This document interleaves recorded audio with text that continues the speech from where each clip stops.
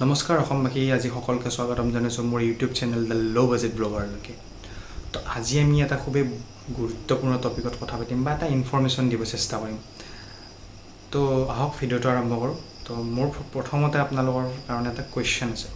কুৱেশ্যনটো হৈছে যে আপোনালোকে কেতিয়াবা ইউটিউব ভিলেজৰ নাম শুনিছে নেকি?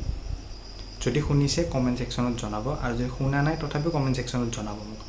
আৰু মই আজি ইউটিউব ভিলেজৰ বিষয়ে সম্পূৰ্ণ আপোনালোকক জনাম। হয়, আমাৰ দুনিয়াত ইউটিউবৰ নামত এখন গাঁও এখন আছে, ইউটিউব নামত। তো ষ্টৰিটো হৈছে এনেকুৱা, এই ইউটিউব ভিলেজখন আছে বাংলাদেশত।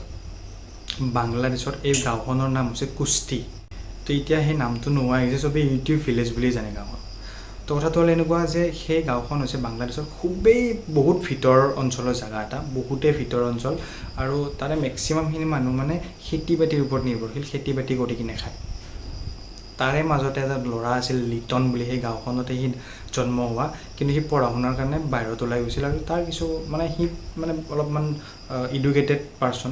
তাৰপিছত সি কি কৰিলে, সি এনেই ইউটিউব চেনেল এটা খুলিছিল। আৰু তাৰ ফাৰ্ষ্টতে সি ভিডিঅ' দেখাইছিল কি চেনেলটো, একচুৱেলি মই চেনেলটোৰ নাম কৰিছোঁ, চেনেলটোৰ নাম আছিল AroundmeBD, আৰু BD মানে বাংলাদেশ।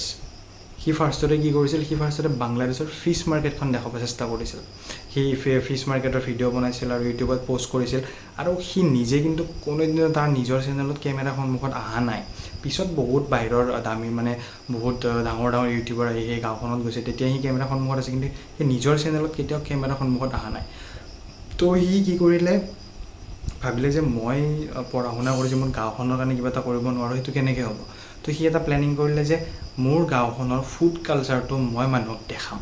তো সেইটো ভাবি সি গাঁৱৰ মানুহখিনিৰ কথা পাতি মেলি বুজাই মেলি সি গাঁওখনৰ গোটেই মানুহবিলাকে লগ লাগি কিনে সিহঁতে এটা কুকিং চেনেল খুলিলে। সেইটোৱে চেনেল হয়, সিহঁতে কুকিঙৰ ভিডিঅ' দিয়া কৰিলে। তো সিহঁতে কেনেকুৱা কৰে, গোটেই গাঁৱৰ মানুহখিনি 400-500 মানুহ লগ লাগি একেলগত খানা বনাই, বহুত বনাই, আৰু লাষ্টত বনাই মেলি একেলগে খায়ো সিহঁতে, আৰু কেনেকৈ বনাই কমপ্লিট ৰেচিপিটো দেখায়। তো সেনেকৈ যাই এটা টাইমত চেনেলটো সিহঁতৰ ফেমাছ হৈ গ'ল, মিলিয়নছত ভিউজ আহি গ'ল, মিলিয়নছত ছাবস্ক্ৰাইবাৰ আহি গ'ল। আৰু তাৰপিছত লাহে লাহে সি এটা টীম তাতে ৰেডি কৰিলে, photo videographer, editor, graphics designer, গোটেইখিনি টীম এটা ৰেডি কৰি কিনে গাঁওখনত ৰাখিলে। আৰু সি নিজে থাকে ঢাকাত, বিকজ সেই গাঁওখনত ইণ্টাৰনেট কানেক্টিভিটি ভাল নহয়, আৰু ভিডিঅ' আপলোড কৰিবৰ কাৰণে ভাল ইণ্টাৰনেট লাগে।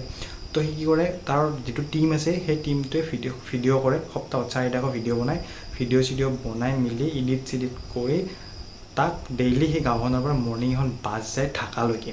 আৰু সেই ঢাকা যাওঁতে সেই বাছখনত সিহঁতে তাৰ কাৰণে খোৱা বস্তু এইবিলাক দি পঠায়, লগতে মেমৰি কাৰ্ডখন মূৰত ভৰাই দিয়ে।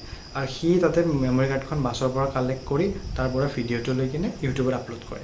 আৰু এই কমপ্লিট প্ৰচেছটো ডেভেলপ হওঁতে, আৰু গোটেই গাঁৱৰ মানুহখিনি যিটো পঢ়া শুনা মানুহে সিহঁতক ইউটিউবৰ বিষয়ে শিকাওঁতে, ভিডিঅ' কেনেকৈ কৰিব লাগিব, গোটেইখিনি বস্তু শিকাওঁতে প্ৰায় 2.5 বছৰ টাইম লাগিছে তাৰ।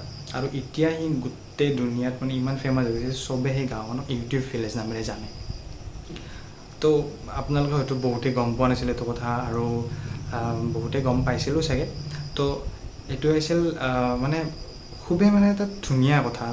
সি চেনেল এটা খুলিছে, সি অকল নিজৰ কাৰণে ভবা নাই। আৰু এতিয়া কেনেকুৱা হৈছে, গাঁওখনৰ মানুহখিনি যদি এনিথিং কিবা প্ৰব্লেম, ফাইনেন্সিয়েলি হওক বা অসুখ বিসুখ কিবা হওক, সি সি নিজে কৈছে যে সি ইমানখিনি আৰ্ণ কৰি লয় যে সি চাব পাৰে মানুহখিনি, আৰু সেইটো তাৰ কাৰণে বহুত ডাঙৰ এটা হেপিনেছ।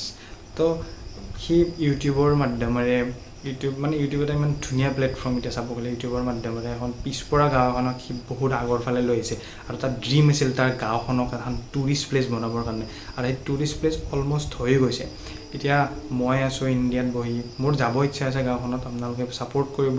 ইন ফিউচাৰ যদি মই যাব পাৰোঁ তাতে যাই মই নিজে ভিডিঅ' বনাই কিনে আহি আপোনালোকক দেখাম। কিন্তু এতিয়া ঘৰত বহিয়ে মই দেখাম, আপোনালোকক জনাব চেষ্টা কৰিছোঁ যে এনেকুৱা গাঁও এখনো আছে। অকল মই জানিলে লাগিব, সকলোৱে জানক, জেনেৰেল নলেজ চবকে লাগে। তো এইখিনিয়ে আছিল ভিডিঅ'টো।